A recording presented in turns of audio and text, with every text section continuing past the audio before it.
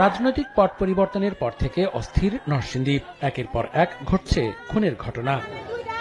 2024 সালের আগস্ট থেকে চলতি বছরের অক্টোবর পর্যন্ত 15 মাসে খুন হয়েছেন 132 জন। তার মধ্যে গত 2 মাসেই হত্যাকাণ্ডের সংখ্যা অন্তত 12টি, যা অন্য বছরগুলোর তুলনায় অনেক বেশি। স্থানীয়রা বলছেন, আগে বেশিরভাগ হত্যাকাণ্ড রাজনৈতিক হলেও বর্তমানে পাল্টেছে এর কারণ ও ধরন। এমনকি অনেক তুচ্ছ ঘটনাকে কেন্দ্র করেও ঘটছে হত্যাকাণ্ড। আইন শৃঙ্খলার উন্নতি না হলে নরসিংদী যে ঐতিহ্য নানা ক্ষেত্রে সে ঐতিহ্য ম্লান হয়ে গেছে। প্রশাসন যদি সহযোগিতা না করে তাহলে জনগণ এক পার্টি কিছু পাবে বলে আমার মনে হয়। আমরা চাই যে আমাদের নরসিংদীটা একটা শান্তি এবং সুখের একটা শহর হিসেবে গড়ে উঠবে।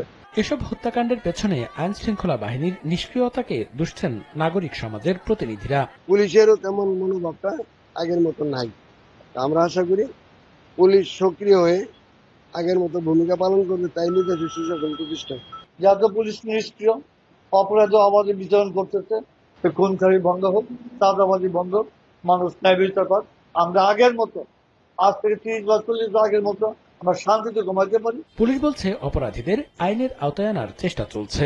আধিপত্য বিস্তার নিয়ে অনেক সময় সহিংসতা হয়, সেটাই, আর এমনি অন্য কোনো বিষয় আমাদের নজরে আসে নাই। অপরাধের সাথে জড়িত যে আসামিগুলো আছে সেই আসামিগুলোকে আইনের আওতায় নিয়ে আসার জন্য আমাদের জেলা পুলিশের পক্ষ থেকে আমাদের অভিযান জোরদার করা হয়েছে।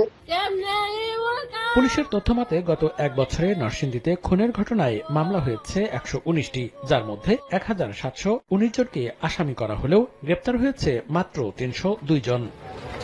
সময় সংবাদ, নরসিংদী।